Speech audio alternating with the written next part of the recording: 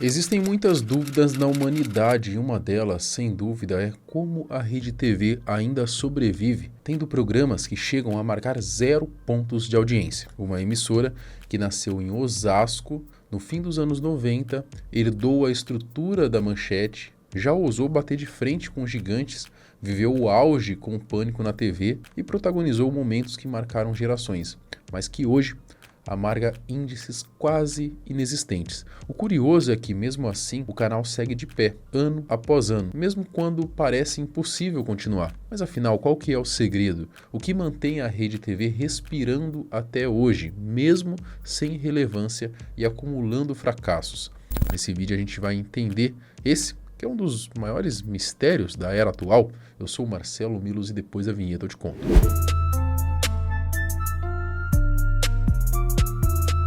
A Rede TV surgiu em Osasco em novembro de 1999 pelas mãos do grupo Amilcar e D'Alevo e do grupo Marcelo de Carvalho. Ambos eram ex-funcionários da Globo que já tinham conquistado espaço por lá e, conhecendo bem o caminho aí desse mercado, decidiram ousar. Por que não criar a nossa própria emissora? As 5 sedes próprias do canal, localizadas em São Paulo, Rio de Janeiro, Belo Horizonte, Recife e Fortaleza, foram herdadas da antiga Rede Manchete. Dessa forma, a Rede TV já nasceu com uma estrutura considerável, pronta para começar suas atividades desde o primeiro momento. De acordo com alguns relatos, no início da emissora, certas escolhas acabaram sendo equivocadas, como um investimento pesado em um programa dominical que tentava enfrentar de igual para igual gigantes como Gugu e Faustão. Uma tarefa praticamente impossível no começo dos anos 2000.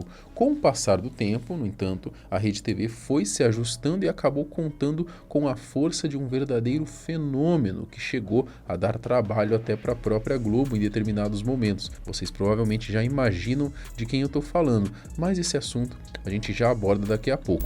Lá, por 2016, uma briga mais séria entre os dois sócios, o Marcelo e o Amilcar, quase resultou na venda da parte de Marcelo. No fim, isso não se concretizou e até hoje ambos permanecem como donos da emissora.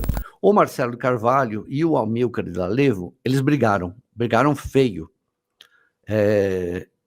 E chegou ao ponto de um Marcelo de Carvalho, na época, acho que, falar para o Amilcar: compra a minha parte, então eu saio daqui. Ou vende, bota a venda aí, quem vier comprar minha parte, eu saio daqui. Os problemas e o auge. A Rede TV é uma emissora voltada principalmente para o entretenimento, mas também traz em sua grade programas religiosos e telejornais. Na área do entretenimento, o cardápio é variado. Vai de programas de fofoca ao icônico Mega Senha, fábrica de memes inesquecíveis, né? Sujo! Não! Limpo! Banheiro! Privada! Cocô! Passando pelo polêmico teste de fidelidade e, claro, aquele espaço que não pode faltar em nenhum canal, um programa de culinária comandado pelo chefe Edu Guedes. Mas não dá para falar da emissora de Osasco sem lembrar do momento mais marcante de sua trajetória, aquele que deu o fôlego necessário para que ela se mantivesse de pé até hoje. O Pânico na TV estreou em setembro de 2003, sem grandes expectativas e com um orçamento bem limitado, mas acabou ficando quase 10 anos no ar, garantindo a diversão do público e, claro, a felicidade dos diretores do canal. A era do Pânico não representou apenas o auge da Rede TV, mas também um ponto mais alto do próprio programa. Foi nesse período que nasceram matérias icônicas e personagens inesquecíveis que marcaram a infância e a adolescência de uma geração inteira. Sem dúvidas, tempos que vão ficar na memória. Quando você bota pertinho aqui, você vai, sobe o cheiro! Cheiro de amor! É um hambúrguer! No dia 23 de maio de 2010, o Pânico alcançou a impressionante marca de 13 pontos de audiência média, chegando a bater 18 pontos em seu pico. Naquele mesmo dia, o Pânico na TV fez história ao se tornar o primeiro programa do mundo a realizar uma transmissão em 3D. Eu lembro até desse episódio e, enfim, a gente tinha só uma televisão velha ali. Pra mim tá normal, não tô vendo nada em 3D aqui, né? Aí surgiu uma febre também de televisões 3D, enfim, parece que não vingou muito também, né? Enfim, que fim deu, que fim levou as televisões 3D, né? Talvez vire até um vídeo aqui, né? Comenta aqui se você apoia essa ideia. Bom, era sem dúvida o auge da Rede TV. Como curiosidade, durante uma das gravações, o Eduardo Stablitt ele acabou sendo atingido por resíduos de um extintor usado por Zuckerman. O acidente acabou o levando ao hospital, mas felizmente aí não passou de um susto, né? No fim ficou tudo bem. Mais recentemente, o programa Encrenca também conseguiu render uma boa audiência para a emissora. Claro, nada comparado ao que o Pânico alcançava, mas ainda assim números acima da média do canal. Em 2020, chegou a se destacar ao conquistar o 4º lugar na audiência. No entanto, após uma reformulação que trocou parte do elenco, o resultado não foi dos melhores. A queda foi tão grande que o programa acabou chegando ao fim em 2022. Falando da Rede TV, nos dias de hoje, um dos grandes problemas continua sendo a dificuldade de o sinal chegar a todos os lugares, o que reduz bastante aí as chances de conquistar mais audiência e complica ainda mais a situação. Ainda assim, a emissora mantém atualmente aí cerca de 62 afiliadas e mais de 600 retransmissoras aí espalhadas pelo Brasil, né? O canal pode ser assistido em sinal aberto por antenas parabólicas, TV por assinatura, cabo e satélite, né? Enfim, também via streaming através do portal ali hospedado pelo UOL, onde estão disponíveis programas ao vivo e conteúdos exclusivos, pelo menos na teoria, né? Já que muitas pessoas ainda afirmam não conseguir acesso ao canal. Como a emissora sobrevive? Com o passar dos anos, a Rede TV foi perdendo espaço e hoje seus programas estão bem distantes da relevância que já tiveram no passado. Há atrações que chegam a registrar simplesmente 0 pontos de audiência. E a grande dúvida que fica é como uma emissora que parece não ter público consegue se manter de pé. Muita gente não sabe, mas o governo federal até destina algum dinheiro, embora valores bem menores do que para as grandes redes, né? Ou seja, isso não chega a garantir a sobrevivência da Rede TV. Em novembro do ano passado, o jornalista Ricardo Feltrin ele recebeu essa mesma pergunta de diversos leitores e decidiu investigar para poder trazer uma resposta. O primeiro ponto que ele destacou foi que entre 12 e 16 faixas de horário da programação são vendidas, em sua maioria, para igrejas. Então, mais da metade do horário da Rede TV todo dia é vendido. Então, das 24 horas, no mínimo 12 são vendidas. Até um pouco mais. Feltrin revelou que, ao analisar a programação de uma sexta-feira da emissora, encontrou faixas horárias ali que chegaram a marcar 0 ponto no Ibope. Lembrando que o mínimo registrado costuma ser de 0,4. 16 horas, ela chega a dar 0 ponto. No mês passado, outubro, até que ela foi bem. Ela deu, acho que não foi bem não, deu 0,3 ponto de audiência. Gente, tudo abaixo de 0,4 é traço de Ibope.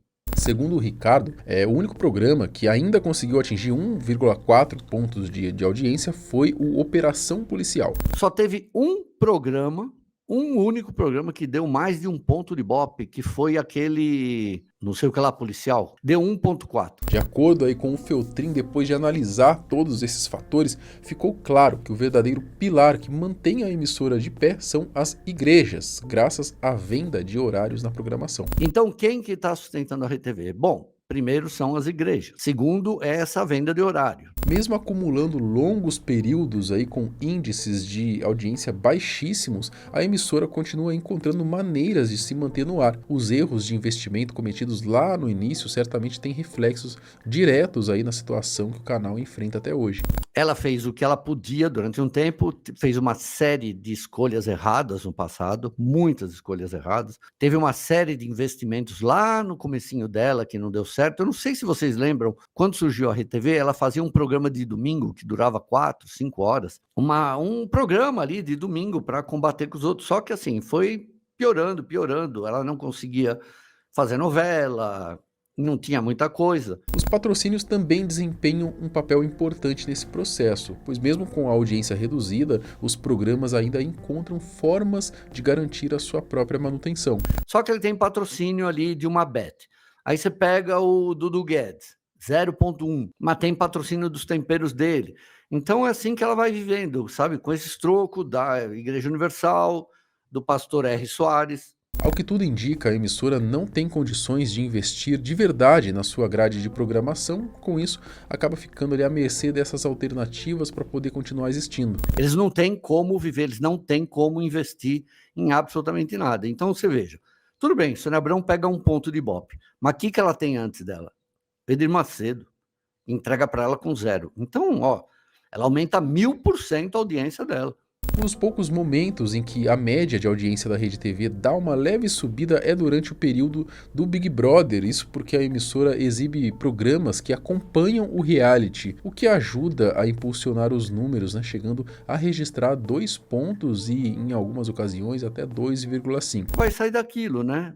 0, 1,5, quando tem o Big Brother 2, já, quando bate 2,5 já é um milagre, mas nunca vai sair disso, né? Porque a emissora tem um problema ali de share, né?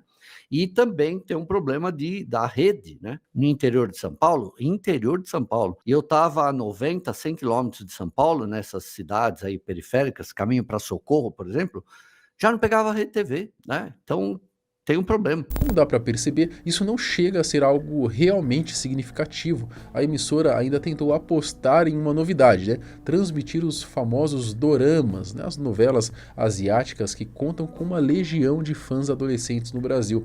A ideia até parecia promissora, mas a audiência foi muito baixa e a chamada sessão dorama saiu do ar rapidamente. E convenhamos, né? A garotada aí que curte esse tipo de conteúdo já está toda imersa nos streamings. A única possibilidade dessa aposta funcionar seria se as senhoras da terceira idade passassem a acompanhar os doramas da mesma forma que faziam com as novelas mexicanas exibidas pelo SBT. Bom, no fim das contas, não dá para esperar que os adolescentes sintonizem na Rede TV para poder ver esse tipo de conteúdo. Enfim, apesar de tudo isso, os donos da emissora continuam mais ricos do que nunca, né? A verdade é que essa fortuna não vem propriamente da Rede TV. O Amilcar, por exemplo, né, ele foi responsável por criar o sistema do 0900, é um projeto que rendeu bastante dinheiro, enfim, eu não conheço muito bem. Amilcar D'Alevo é um cara que tem visão de tecnologia, um cara da área de tecnologia muito bom, e ali nos anos 90 ele desenvolveu a história com a telefonia do 0900, que cobrava, né? Foi assim que ele ficou milionário, não foi ilegalmente. Já o Marcelo de Carvalho, mesmo vindo da área da química, ele sempre se mostrou um grande vendedor ali, com um faro apurado para os negócios. E assim como o Marcelo de Carvalho, que é um cara que é um engenheiro químico, que saiu da parte química e é um grande vendedor. Pode falar o que quiser, né? É um cara que vende, sempre vendeu bem. Só que a emissora foi entrando numa espiral aí e não tem mais para onde sair. A real é que quando o assunto é a emissora, pouco importa se eles têm dinheiro ou não, né? Nenhum dos dois vai tirar grandes quantias de negócios extremamente lucrativos para poder investir ali. Dessa forma, até quando a Rede TV vai conseguir se manter nesse marasmo? Ninguém sabe, né? O que fica claro é que os tempos de glória já ficaram para trás, a menos que apareça, quem sabe, um outro fenômeno do porte do Pânico. E aí, será que um novo fenômeno poderia realmente devolver a relevância que a Rede TV já teve um dia? Ou o destino da emissora é seguir apenas se arrastando, sobrevivendo com vendas de horários e apostas pontuais que dificilmente engrenam? Você acredita que ainda existe espaço para a Rede TV se reinventar no mercado, ou a gente está diante de um canal condenado a viver de lembranças? Comenta aqui embaixo que eu quero saber a sua opinião. E fala aí também, né, a ideia do vídeo lá, as TVs 3D. O que aconteceu com as TVs 3D, né? É um vídeo bom que dá pra gente fazer. E agora, falando de TV 3D, cara, aquele dia que o Pânico inaugurou a primeira transmissão 3D, eu nem sei se aquilo era real, tá? O Pânico era cheio de meter o louco nas coisas também. Comenta aqui, era bait? Eu caí no bait? Às vezes nem era real aquela porra lá, eu acreditei. Bom, é isso. Que fim levou as televisões 3D? Comenta aqui embaixo. Até o próximo vídeo, tchau.